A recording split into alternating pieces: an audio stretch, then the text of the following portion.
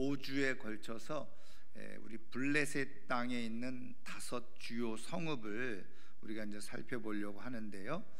첫 번째로 이 가드를 살펴보도록 하겠습니다.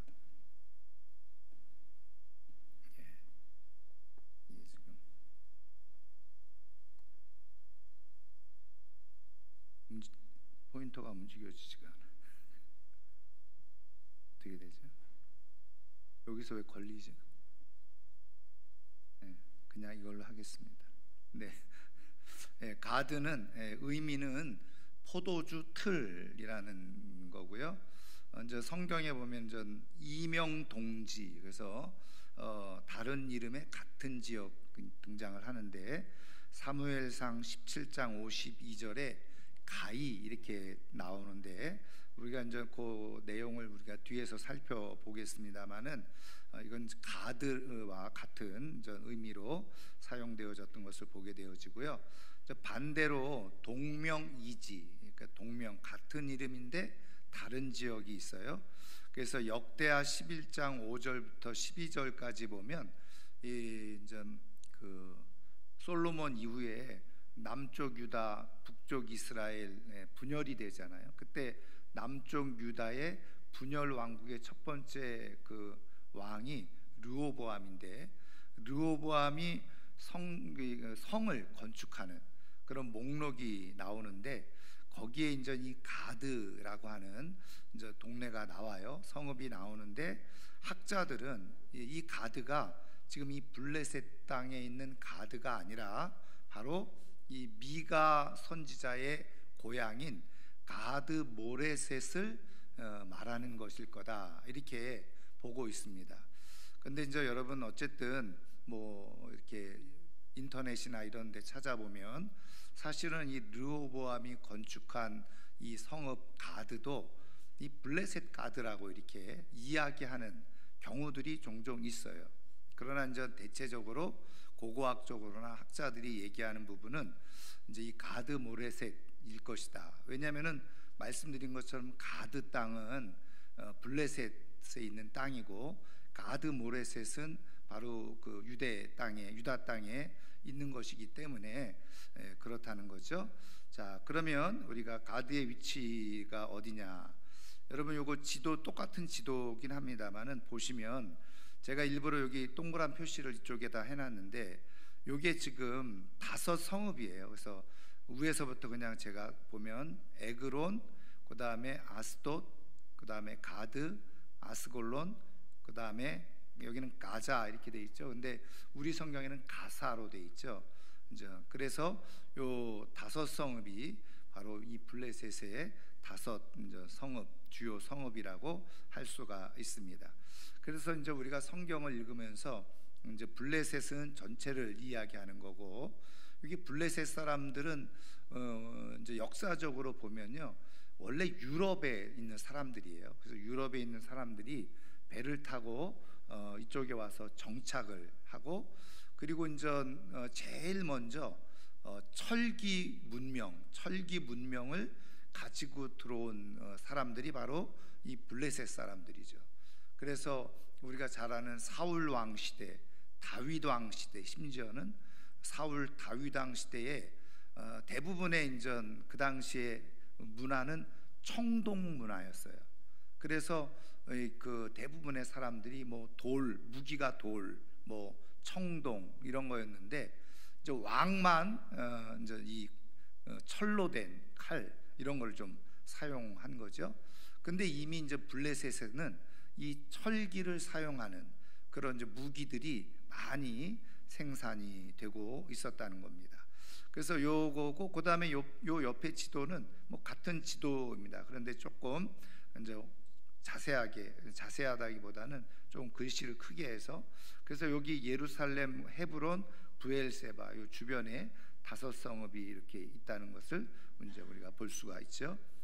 그것을 오늘 현재 그 실제적인 위성으로 제가 이렇게 이제 올려드렸는데, 여기가 이제 예루살렘이죠. 여기가 헤브론입니다. 요 바로 밑에가 이제 베들레헴이죠. 헤브론, 브엘세바 이렇게 되어져 있고, 여기 제가 이제 빨간 표시로 되어 있는 여기가 바로 이 가드인데, 지금도 이렇게 이제 주요 도로들이 이쪽으로 이렇게 연결돼 있고, 지금 현재 이제 옛날에는 지금 우리가 앞에서 본 것처럼 블레셋이 여기에 이렇게 주로 있었잖아요. 지금은 여기가 보이시죠? 여기가 가자지구라고 해서 여기가 이제 그 팔레스틴 사람들이 살고 있는 지금 지역이죠. 물론 뭐 여기 지금 요 선 보이시는지 모르겠어요. 요 선도 지금 여기가 지금 팔레스틴 사람들이 살고 있는 땅이기도 하죠. 이렇게 되어 있습니다. 자, 그래서 요거를 조금 확대를 했어요. 요거는 실질적으로 지금 현재 사진입니다. 여기 지금 제가 계속 말씀드린 것처럼 이 가나안 땅의 모든 성읍과 도시들은 다 어떻게 돼 있다고 그랬어요? 텔이 언덕이라는 뜻이라고 그랬죠. 다 높은 곳에 다 성을 짓고 그리고 마을이 형성되어졌던 것을 보게 되었습니다. 그래서 여기 위로 올라가는 여기가 바로 이제 지금 이제 말씀드린 이 가드가 여기에 있죠. 요거는 다른 위치에서 찍은 사진입니다. 여기 이제 위에 중앙에 여기에 이제 성읍이 이제 있었을 것이라고 하는 것을 보여주는 거고요. 요것도 역시 이제 요 중앙에 요런, 그래서 이 주변에서 이제 유적지들이 이제 많이 발견되고, 이건 이제 최근에 요즘 찍은 사진이기 때문에 여기에 이제 발전소 이렇게 이제 등장을 하고 있죠. 자, 그래서 그러면은 구체적으로 성경에 나타난 가드를 살펴보면, 먼저 여호수아서 11장 22절 같이 읽습니다.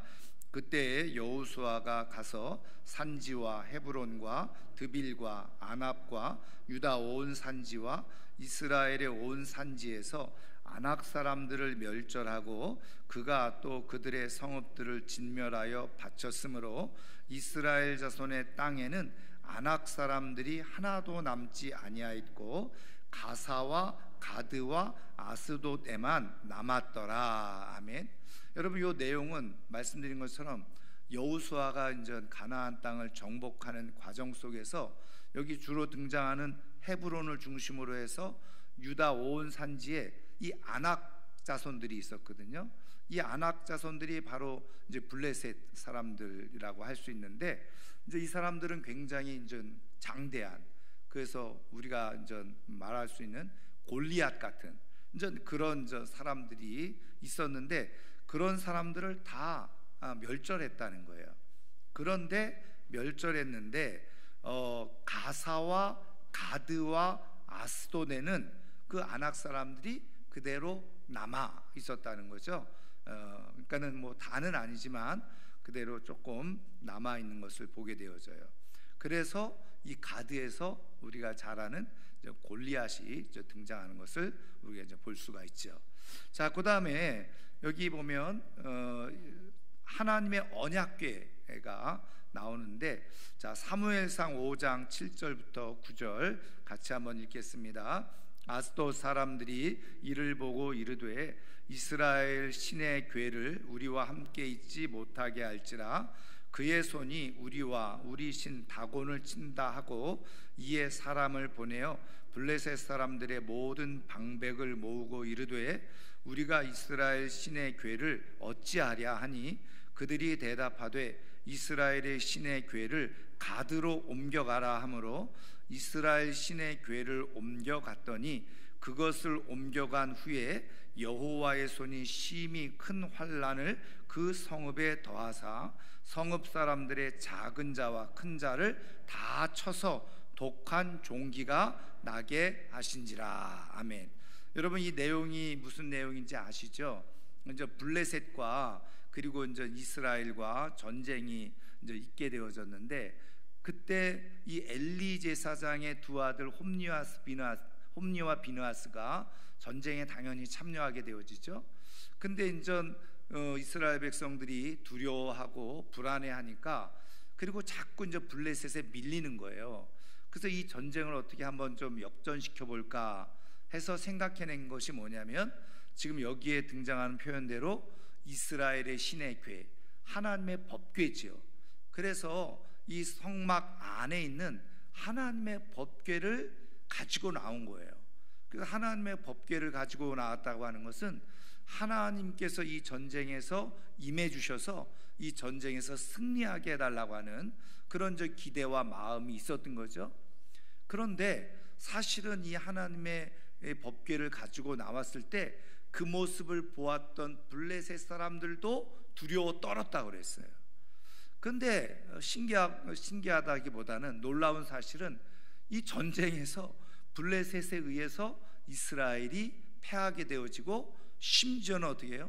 홈리와 비느하스가 죽게 되어지고 전장에서, 그리고 그 법궤까지도 블레셋 사람들에 의해서 빼앗기는 일이 일어나게 되어진 겁니다. 그래서 그 빼앗긴 법궤가 어디로 갔느냐? 여기에 이제 언약궤 이동 경로인데요. 자, 이거는 이쪽에서 오는 거는 이제 이스라엘 백성들이 이제 광야에서 가나안 땅으로 들어가는 이제 과정부터 화살표를 표시해 놓은 거예요. 그래서 이 여리고와 길갈, 그리고 실로에 있었죠. 그리고 나서 이제 전쟁을 아벡에서 여기서 하게 되어졌는데, 여기서 언약궤를 빼앗긴 거예요. 그래서 이 빼앗긴 언약궤를 어디로 가져갔느냐? 이 블레셋의 중심 그 도시였던 아스돗으로 가져갔는데, 이제 아스돗에 가져가서 거기에 그 블레셋 사람들이 섬기는 다곤 신전 안에 그 법궤를 갖다 놓은 거예요. 예, 근데 이제 이게 일종의 완전 고대 전쟁에서 전리품이죠. 그래서 고대 전쟁의 중요한 특징은 뭐예요? 신과의 싸움이라고 생각했거든요.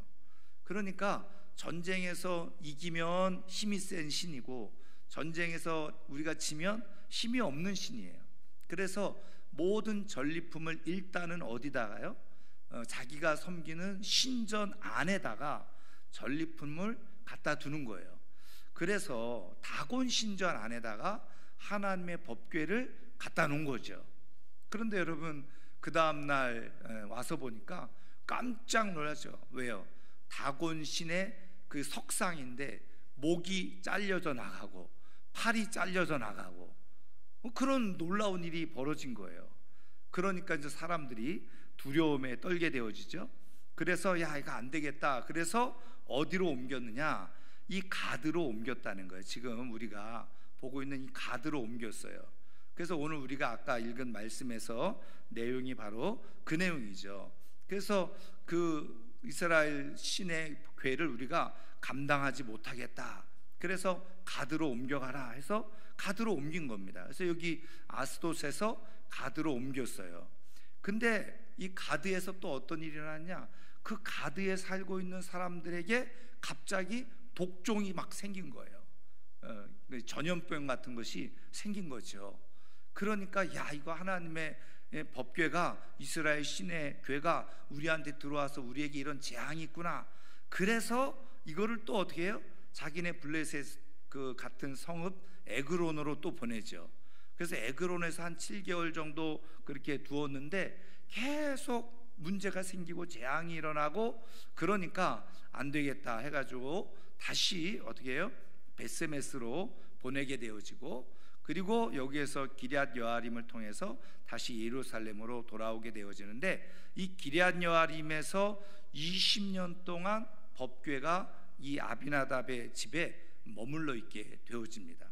이제 나중에 바로 이제 이 다윗이 예루살렘 전 성을 건축하고 나서 우리가 알고 있는 것처럼 이 아비나답의 집에 있는, 기럇 여아림의 아비나답의 집에 있는 하나님의 궤를 잃어버린 지 20년 넘게, 그죠?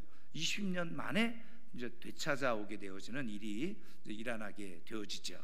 자, 그래서 이 가드가 바로 이 블레셋의 성읍으로서 하나님의 법궤로 인해서 재앙을 경험했던, 어떻게 보면 실질적인 하나님의 그 능력을 모든 사람들이 경험했던 일들이 일어났던 것을 보게 되어지죠.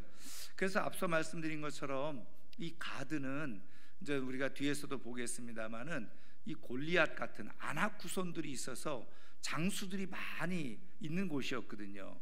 그럼에도 불구하고 하나님의 궤로 인해서 그것을 당해낼 수 없는 거예요. 그러니까 사람이 아무리 큰 힘을 가지고 있어도 하나님의 능력으로는 하나님의 능력을 대적할 수 없고 대항할 수 없는 거죠. 그것을 보여주는 것을 볼 수가 있습니다. 자, 그 다음에 우리 사무엘상 7장 13절 14절 우리 같이 읽겠습니다. 이에 블레셋 사람들이 굴복하여 다시는 이스라엘 지역 안에 들어오지 못하였으며 여호와의 손이 사무엘이 사는 날 동안에 블레셋 사람을 막으심에 블레셋 사람들이 이스라엘에게서 빼앗았던 성읍이 에그론부터 가드까지 이스라엘에게 회복되니 이스라엘이 그 사방 지역을 블레셋 사람들의 손에서 도로 찾았고 또 이스라엘과 아모리 사람 사이에 평화가 있었더라. 아멘. 그러니까 여러분 이렇게 이제 이해하시고 보시면 돼요. 여호수아가 어쨌든 이 가드 땅을, 그 가나안 땅을 정복하면서 이 가드 땅을 정복을 했잖아요. 물론 거기에 이제 아낙 사람들, 다시 말하면 아낙의 후손들, 블레셋 사람들이 여전히 거주하고 있었지만 어쨌든 통치권은 그냥 그 여호수아에 의해서 이스라엘 백성들이 가지게 되어졌지만 사실은 사사 시대를 통해서 보면 블레셋 사람들이 계속 그 이스라엘 백성들을 괴롭히는데 거기에 이제 블레셋 사람들이 등장을 하거든요. 그러니까 사실은 이 가드를 온전히 완전히 지배를 하지는 못했다는 것을 알 수 있죠. 그리고 나서 앞서 말씀드린 것처럼 엘리 제사장이 지도자로 있으면서 홈리와 비느하스가 전쟁에 나가서 법궤까지 다 빼앗기는 그런 상황이 되어졌었는데 사무엘이 통치하면서 지금 오늘 우리가 읽은 말씀처럼 그 가드까지 다시 그 땅을 이스라엘이 되찾게 되어지는 일이 있었다는 거죠. 그러면서 어떻게 해요? 거기 블레셋 사람들의 손에서 찾았는데 아모리 사람들과 사이에서 평화, 다시 말하면 전쟁이 없는 그런 상황 속에서 있게 되어졌는데, 여러분 요 사무엘상 7장을 읽어보시면 그 앞의 내용이 무슨 내용인지 아시죠? 우리가 너무나도 잘 알고 있는 것처럼 블레셋과의 대척 지점에 있을 때 미스바에 모여가지고 하나님 앞에 간절히 회개하며 기도를 했죠. 그래서 여러분 미스바 구국 기도회, 그게 다 여기에서 이 성경에서 나온 이야기죠. 그러니까 그렇게 기도하고 났더니 어떻게 해요? 블레셋과의 전쟁에서 승리하게 되어지고, 그리고 지금 말씀에 나와 있는 것처럼 가드를 되찾게 되어지고, 그리고 아몬 사람들하고도 화평케 되어지는, 전쟁이 없는 그런 시간을 보내게 되어졌다는 거죠. 자, 그 다음에 보시면요, 앞서 말씀드린 것처럼 이 가드는 이 골리앗 장수의 고향인데, 사무엘상 17장 4절 우리 한번 같이 읽겠습니다. 블레셋 사람들의 진영에서 싸움을 도두는 자가 왔는데 그의 이름은 골리앗이요 가드 사람이라, 그의 키는 6규빗 한 뼘이요 그랬어요. 여러분 6규빗이면은 어떻게 되죠? 한 규빗이 여기서 이 끝에서부터 여기까지가 한 규빗이라 그랬죠. 그래서 그 성인의 요 팔 길이가 45cm에서 50cm, 이게 한 규빗인데, 그래서 어떤 사람들은 그냥 45cm로 계산하는 사람도 있고, 어쨌든 뭐 45cm에서부터 50cm니까 그냥 쉽게 편하게 계산하면 50cm로 계산만 해도 6규빗이면 어떻게 되는 거예요? 5, 6에 30, 3m.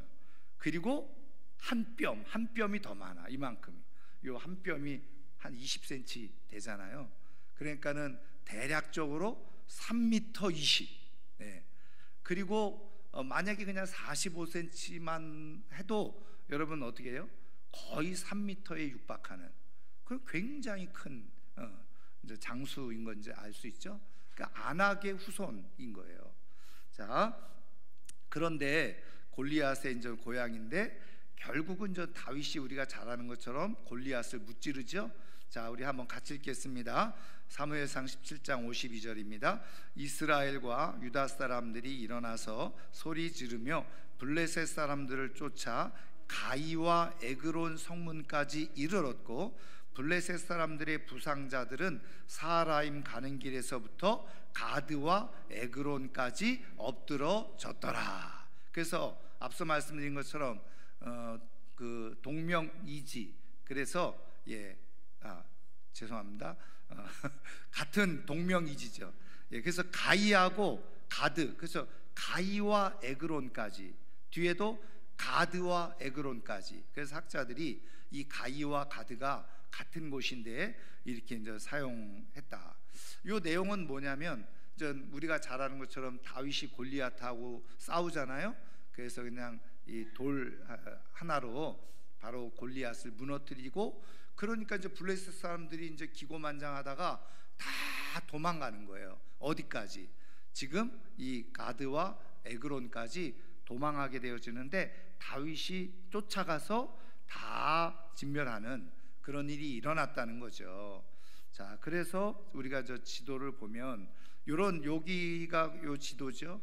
그래서 여기 요 지도를, 여기가 이제 여기 예루살렘이 여기고 헤브론이 여기고, 그다음에 이제 전쟁이 일어나는 곳이 여기 소고입니다. 소고고, 지금 여기 가드, 에그론까지 이렇게. 근데 요거를 확대했더니 이렇게 되어지는데, 여기 보면은 이스라엘 진영이 있고, 그다음에 블레셋 진영이 있고, 요 사이가 엘라 골짜기라는 거예요. 엘라 골짜기. 그래서 엘라 골짜기를 따라서 지금 우리가 보고 있는 가드가 나오고, 조금 더 밑으로 더 내려가면 에그론이 나오게 되어지죠. 그래서 요거는 뭐냐면요, 지금 요거 실질적으로 지금 지형인데, 지금 여기서 보는, 제가 이렇게 표시해놓은 요쪽이 이스라엘 진영이고요, 반대편 여기 언덕이 보이죠. 여기가 바로 블레셋 사람들이 머물고 있었던 진영이고, 요 사이가 엘라 골짜기예요. 그러니까 골짜기를 사이 두고 지금 이 양쪽 진영이 이렇게 지금 대치해서, 지금 여기서 이제 블레셋 골리앗이 나와가지고 그냥 막 이렇게 흥분을 시키는 그런 일이 이제 있었던 거죠. 그래서 전투는 실질적으로 여기 평원에서, 쉐펠라라고 그러죠, 여기에서 이제 이루어졌던 것을 보게 되어지고, 그래서 요 길을 따라서 쭉 내려가니까 어떻게 해요? 이게 그 엘라 골짜기를 따라서 내려가니까 가드가 나오고 에그론까지 그렇게 공격하게 되어졌다는 겁니다. 자, 아이러니한 것은요, 어쨌든 가드가 이렇게 블레셋 사람들의 땅으로서 사실은 어떤 면에서 지금까지는 계속 그 이스라엘에게 피해를 주는 곳이었거든요. 그런데 우리가 이제 성경을 보면 아이러니한 것은 다윗이요, 사울 왕을 피해서 다니다가 이 가드 블레셋 땅으로 피신을 하게 되어진다는 거예요. 그것도 한 번도 아니고 두 번이나 그렇게 일이 일어나게 되어지는데, 먼저 사무엘상 21장 10절 우리 한번 같이 읽겠습니다. 그날에 다윗이 사울을 두려워하여 일어나 도망하여 가드 왕 아기스에게로 가니, 그랬죠. 가드로 갔어요. 근데 이때는 저 다윗이 사실은 한참 이름이 많이 알려졌어요. 그래서 우리가 왜 사울 왕이 다윗을 시기했죠? 전쟁을 하기만 하면 다윗은 만만이요 사울은 천천이라 그랬어요. 그러니까는 다윗이 훨씬 더 큰 힘을 가지고 전쟁에 많은 공을 세운 거예요. 그러니까 백성들이 그렇게 노래를 하고 다닌 거죠. 그러니까 사울 왕이 들을 때 기분이 안 좋았어요. 그러니까 하나님이 부르시는 악신이라 그랬는데, 저는 그거를 뭐라고 얘기해요? 시기 질투심. 자기가 제어하지 못할 시기 질투심에 의해서 어떻게 해요? 분노가 폭발해가지고 다윗을 죽이려고 하는 거 아니겠어요? 다윗이 자기의 군대 장관이기도 했었고, 그리고 악기를 불어서 치유해주는 사람이기도 하고, 비서실장 역할도 하기도 하고, 또 관계는 어떤 관계였어요? 사위였잖아요. 자기 딸 미갈의 남편 사위였어요. 사위였는데도 이 시기심이 발동하니까요, 그냥 죽이려고 하는 거죠. 그래서 도망 다니다가 다윗이 이제 이 가드 왕 아기스에게 갔는데, 그래서 이제 그 블레셋 사람들이 깜짝 놀란 거예요. 다윗을 알아본 거죠. 그래가지고 이야기를 하는 거예요. 아니 왕이시여, 이 다윗이 그 노래소리 우리가 알고 있는 것처럼 만만이고 사울은 천천히라고 하던 그 자가 아닙니까? 그러니까 이 다윗이 깜짝 놀란 거죠. 자기를 알아보니까. 그래서 그 다음 성경 구절을 보면 어떻게 합니까? 다윗이 침을 질질 흘리면서 그 벽에다 대고, 그죠? 자기 얼굴을 막 문대면서 미친 척을 했다는 거 아니겠어요? 그랬더니 아기스 왕이 아니 이런 미친놈이 무슨 만만 뭐 이렇게 큰 군사적인 힘을 가지고 있단 말이냐 그러면서, 그래서 겨우 어떻게 해요? 미친 척해서 그곳을 빠져나오는. 그러니까 어떻게 보면 다윗의 인생을 이렇게 봐도요, 사실은 참 힘든 인생을 사는 거죠. 자, 그 다음에 이제 두 번째 또 이제 가드로 이제 피신을 하게 되어지는 내용이 이제 27장에 있어요. 같이 읽겠습니다. 다윗이 일어나 함께 있는 사람 600명과 더불어 가드 왕 마옥의 아들 아기스에게로 건너가니라. 아기스가 그날의 시글락을 그에게 주었으므로 시글락이 오늘까지 유다 왕에게 속하니라. 이 내용은 이제 뭐냐면 600명이나 되는 식솔들을 이끌고 사실은 이제 이 가드까지 내려갔는데, 이제 거기에서 이 아기스 왕이 어쨌든 머물러 있으라고 했는데 좀 다윗의 입장에서 좀 불편한 거예요. 왜? 그 왕 옆에 같이 있게 되어지면 뭐 많은 간섭도 받게 돼야 되고 또 견제를 또 당해야 되잖아요. 좀 자유롭지 못할 것 같은 생각이 들어서 그 다음에 이제 성경 구절을 보면 다윗이 이렇게 정말 누추하고 이렇게 아무것도 아닌 내가 어떻게 이렇게 그 가드 왕, 그렇게 훌륭한 왕 옆에서 내가 이렇게 지낼 수 있겠습니까? 저를 그냥 저기 시골 구석으로 내려가서 살게 해주세요 요청을 해요. 그랬더니 이제 그걸 허락했는데 그곳이 어디냐? 바로 시글락이라고 하는 촌동네에 가서 600명이 거기서 살게 된 거예요. 자, 그래서 그 지금 지도를 잠깐 보면요, 요게 뭐냐면 다윗이 사울을 피해서 도망 다닌 이 노선입니다.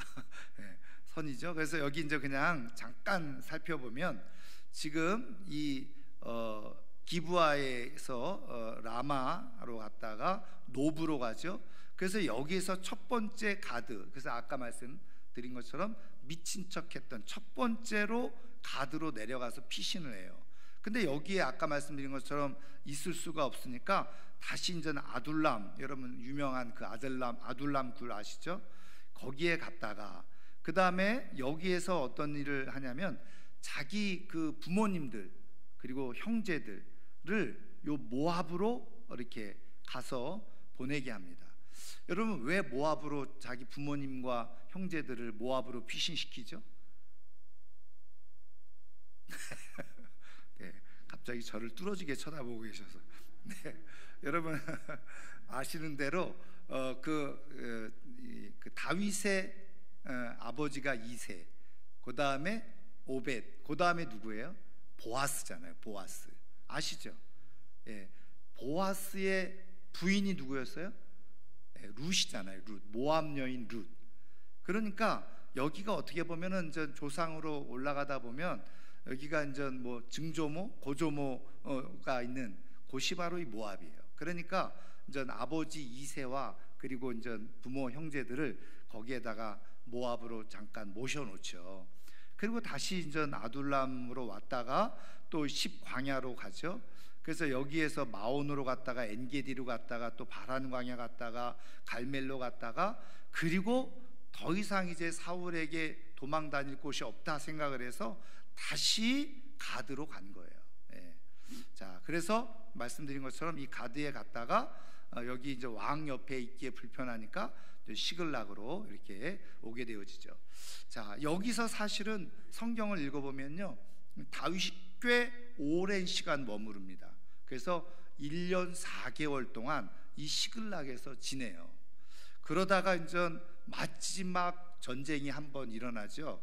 블레셋과 이스라엘과 전쟁이 일어나게 되어지는데 어디에서요? 여기 보면 아벡에서 전쟁이 일어나요.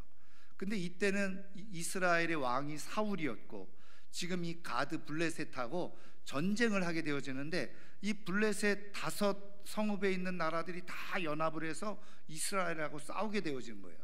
근데 이때 어떻게 해요? 다윗도 같이 가자고 한 거죠. 그래서 일단 다윗이 출전은 합니다.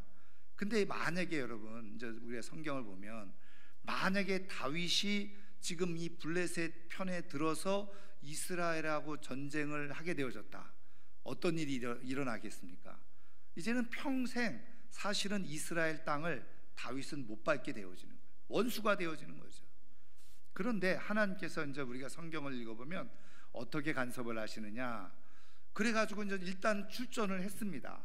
출전을 했더니 그 다른 성읍에 있는 왕들과 그 군 사령관들이 저 다윗을 어떻게 믿고, 옛날에 우리의 원수였는데 우리가 이렇게 전쟁에 할 때 뒤에서 몰래 우리를 공격하면 우리가 어떻게 되겠느냐, 그러면서 다윗을 그 함께 전쟁에 참여하지 못하도록 그렇게 합니다.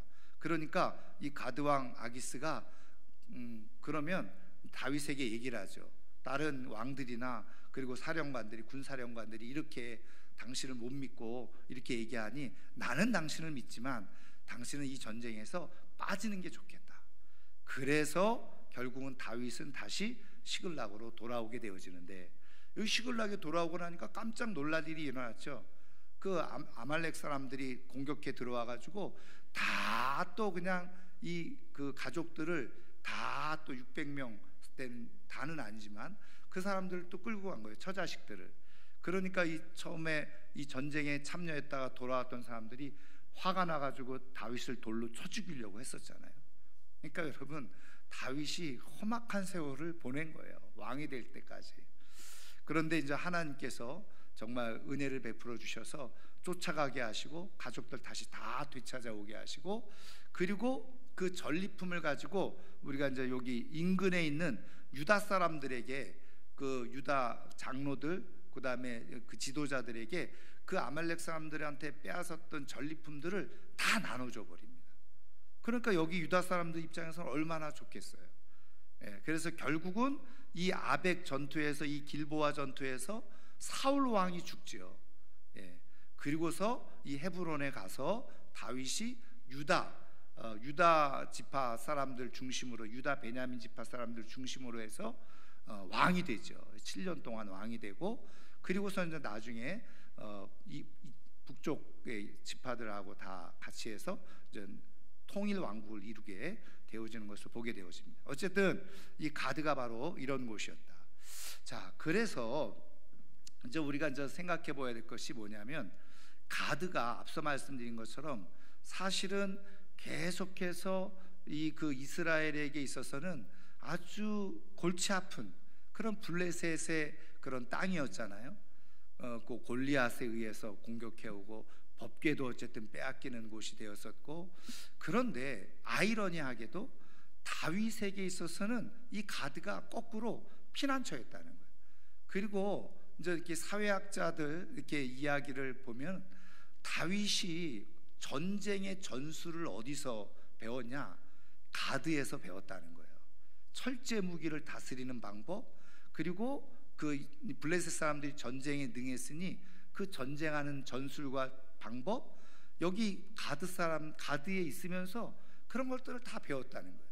물론 이제 우리는 성경적으로 하나님이 함께 해주셔서 다윗이 전쟁에 능하고 가는 곳마다 승리를 했다고 우리는 당연히 믿고 있고 알고 있지만, 그 이면에 실질적으로 어떻게 보면 이 가드에서 머물면서 블레셋 사람들이 사용하는 철기구들, 그리고 전쟁의 도구들, 그리고 많은 그 전쟁의 전술, 이런 것들 다 배웠다는 거예요.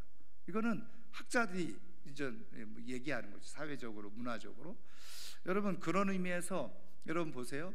가드가 적국이었고 원수의 땅이었지만 하나님께서 그 다윗을 그곳으로 인도해 주셔서 이 가드를, 그래서 여러분 그 사무엘하 8장을 읽어보면요, 이 가드에 대한 다른 이름이 하나 나와요.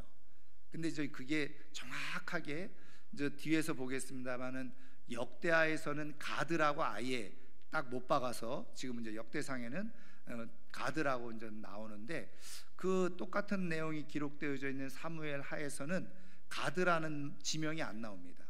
그 대신 다른 지명이 나오는데 그 뜻이 뭐냐면 그 어머니의 굴레라는 뜻이에요. 그래서 학자들이 이 가드가 바로 다윗을 품어주었던 곳이다. 그래서 다윗이 장수로서 이렇게 살아갈 수 있는 중요한 그런 기초가 되어지는 땅이 바로 가드였다. 이렇게 이제 이야기를 하죠. 그래서 여러분, 가드 뜻이 뭐죠? 기억나세요? 포도주 틀이잖아요. 그래서 포도주가 으깨져서 뭐로요? 포도주 즙을 만드는 거죠. 포도주 틀이니까 그게 으깨져 가지고 뭐예요? 포도주가 만들어지는 곳이잖아요. 그래서 이 가드가 어떤 곳이냐? 다윗을 용사로 만드는 중요한 지지 역할을 했다는 거예요. 어머니의 품 같은 역할을 했다고 보는 거죠. 여러분, 그러니까 여러분, 하나님께서 하나님의 일들을 나타내시고 이루실 때 우리는 하나님의 방법을 몰라요. 가드가 원수의 땅이고 적국의 땅이고 큰 피해를 입히고 아픔을 주는 그런 곳이었지만, 또 하나님께서 뜻에 따라서 오히려 그 가드가 하나님의 사람을 길러내는 중요한 곳이 될 수 있다는 거죠. 여러분, 이게요, 이제 우리가 신앙적으로 영적으로 보면 잘 이해를 하셔야 되는데, 여러분, 우리가 삶을 살아가면서 사람들과의 관계 속에 내가 괴롭힘을 당하는 경우가 있잖아요. 누군가에 대해서 어려움을 느끼는 경우가 있잖아요. 그래서 저 사람하고 같이 안 있으면 좋겠다, 이런 생각, 직장 생활하든 학교에서든지, 뭐 심지어는 조금 불행한 일이지만 교회에서도 그런 일이 있어요. 저 사람하고 안 엮였으면 좋겠다. 그런데 여러분, 하나님이 하시는 일은 놀라운 게 뭐냐면, 억지로 막 그런 사람들에게 붙여. 근데 그거를 잘 깨닫고 그 속에서 어떻게 해요? 내가 성령의 도우심과 하나님의 은혜 속에서 그것을 잘 이겨나가면 하나님이 일하시는 방법은 뭔지 아세요? 앞서 말씀드린 것처럼 가드는 원수의 땅이었잖아요. 적국의 땅이었고 이스라엘을 끊임없이 괴롭히는 땅이었어요. 근데 아이러니하게 하나님은 다윗을 그곳에서 훈련시키시는 거예요. 여러분, 하나님께서 우리를 훈련시키실 때, 여러분, 우리가 다 편안하고 좋으면 얼마나 좋겠어요? 근데 모든 관계가 그렇지 않아요.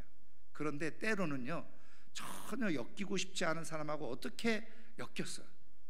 여러분, 그때 하나님께서 나를 정말 정금같이 쓰시려고 연단하시기 위해서 지금 이곳에 있게 하셨구나. 아멘을 안 하시네요. 말은 쉽지만 목사님도 당해보시면 그럴 거예요. 그런데 그때를 내가 잘 정말 하나님의 뜻을 따라서 잘 연단이 되어지면 다윗처럼 쓰여지는 역사가 일어나는 줄 믿으시기를 주님의 이름으로 축원합니다.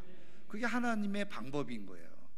그래서 저는 우리 모두가 정말 때로는 원수처럼 나를 힘들게 하는 그런 상황 속에 내가 있을 때 정말 잘 오히려 그곳에서 나는 저렇게 하지 말아야지, 나는 저렇게 살지 말아야지, 나는 저런 말 하지 말아야지, 끊임없이 자신을 연단시키는 기회로 삼는 가운데 내가 정금같이 나와서 다윗처럼 쓰여지는 복된 축복이 있기를 주님의 이름으로 축원합니다. 자, 그래서 이제 다윗이 왕이 되어서 결국은 이 가드를 다시 정복을 하게 되죠. 그래서 역대상 18장 1절 2절 같이 있습니다. 그 후에 다윗이 블레셋 사람들을 쳐서 항복을 받고 블레셋 사람들의 손에서 가드와 그 동네를 빼앗고 또 모압을 침해 모압 사람이 다윗의 종이 되어 조공을 바치니라 그랬습니다.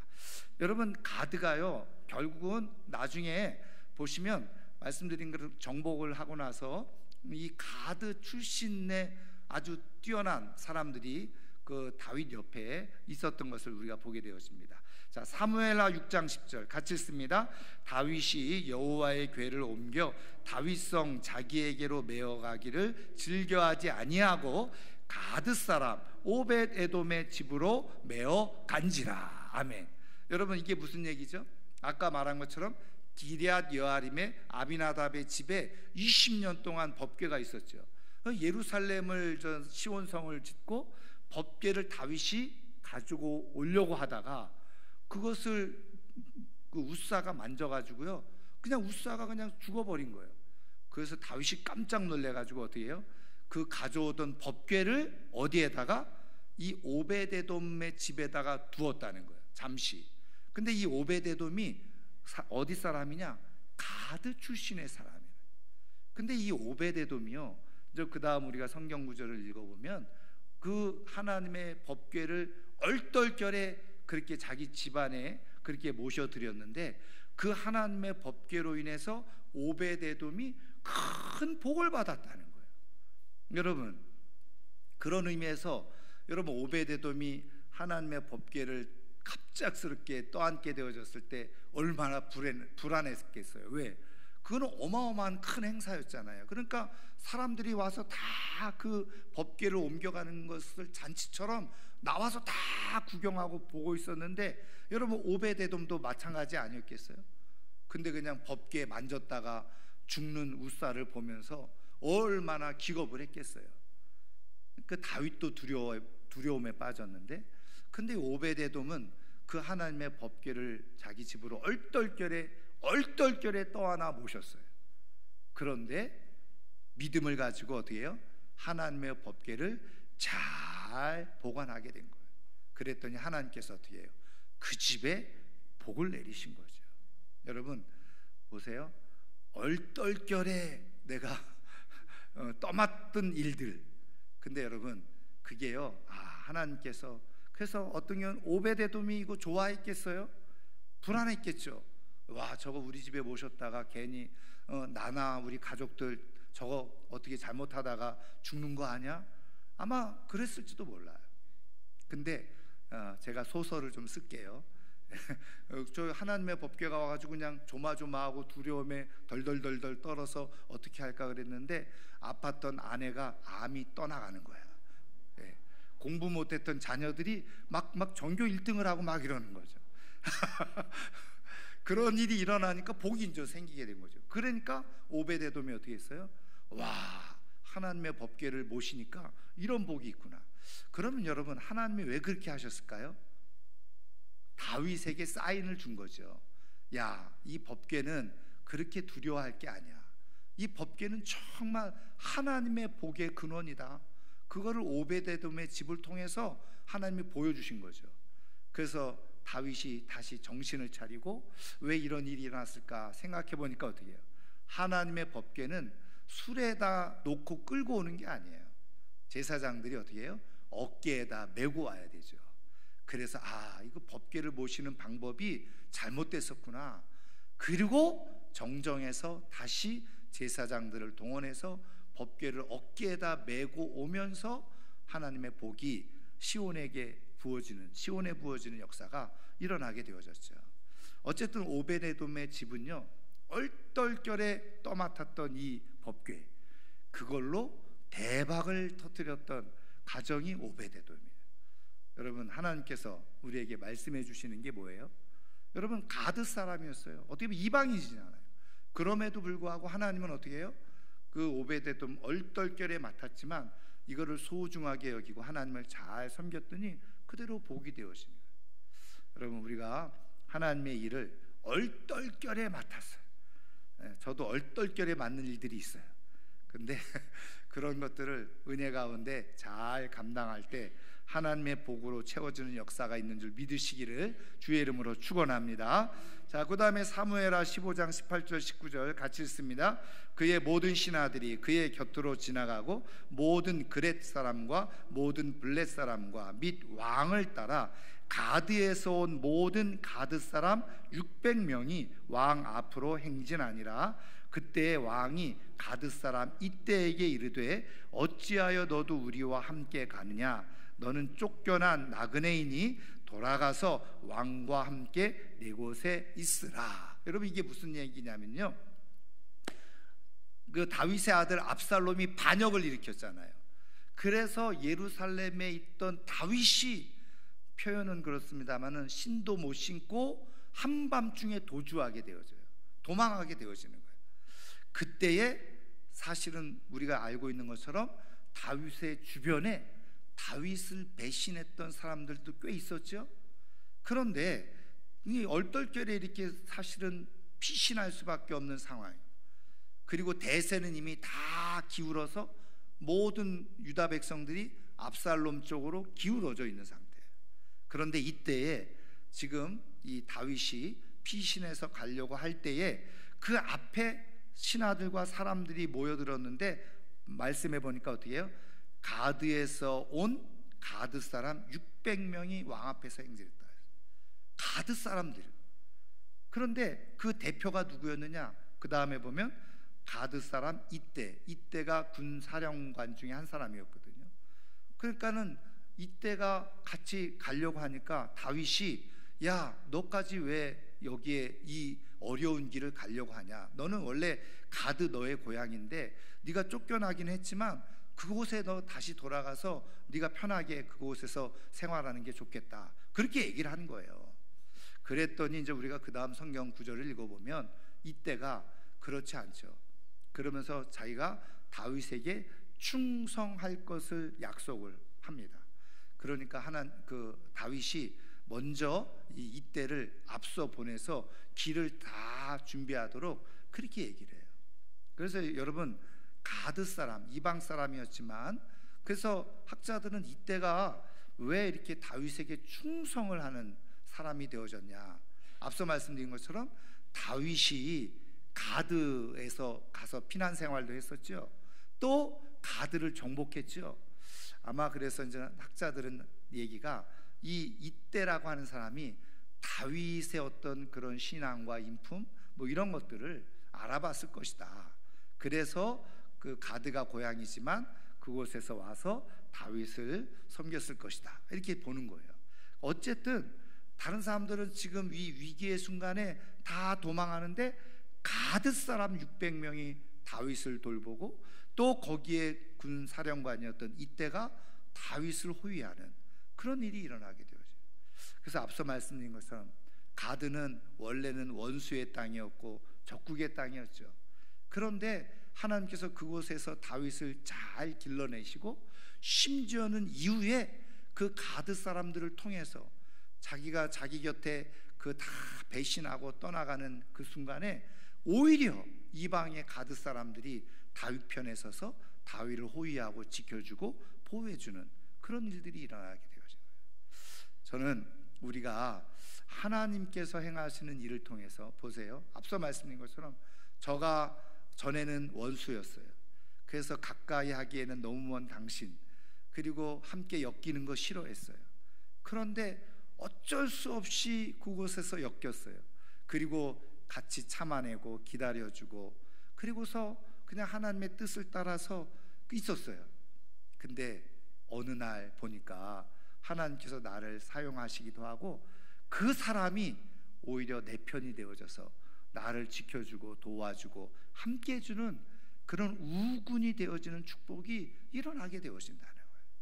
여러분, 그런 의미에서 원수를 원수로 대하지 마시고, 하나님께서 나를 단련시키고 연단시키기 위해서 붙여주는 사람이구나 믿고, 오히려 그 속에서 내가 잘 연단이 되어지면 어느 순간에 하나님께서 나를 들어서 복의 자리로 인도해 주시고, 그렇게 원수처럼 대했던 사람이 오히려 나를 책임져 주고 나를 돌봐주고 나와 함께 해주고 나에게 힘이 되어주는 그런 일들이 일어날 수가 있는 거예요. 여러분, 원수처럼 대하지 마시고 하나님께서 나를 연단시키고 단련시키는 과정으로 나를 여기에 두셨구나 하고 잘 견뎌내는 거예요. 여러분, 다윗은 1년 4개월 동안 거기서 견뎌냈어요. 그랬을 때 하나님의 놀라운 축복의 역사가 뒤에 준비되어져 있었던 거죠. 오늘도 우리의 인생 가운데 그래서 하나님은 말씀해 주세요. 원수를 사랑하라. 원수 갚는 것을 내가 하지 마라. 하나님께 다 맡겨라. 그러면서 우리가 해야 될 일은 뭐라는 거예요? 사랑하고, 그래서 연단 받는 거예요. 연단. 그래서 잘 연단되어지면 어느 순간에 그런 사람들이 나에게 힘이 되어지고 축복이 되어지고 보호자가 되어지는 축복이 일어나게 되어졌죠. 그런 하나님의 놀라운 은혜를 깨닫고 살아갈 수 있는 하나님의 사람들 되기를 바랍니다. 자, 오늘 말씀을 통해서 우리 한번 같이 기도하기를 원하는데요. 그 가드 땅이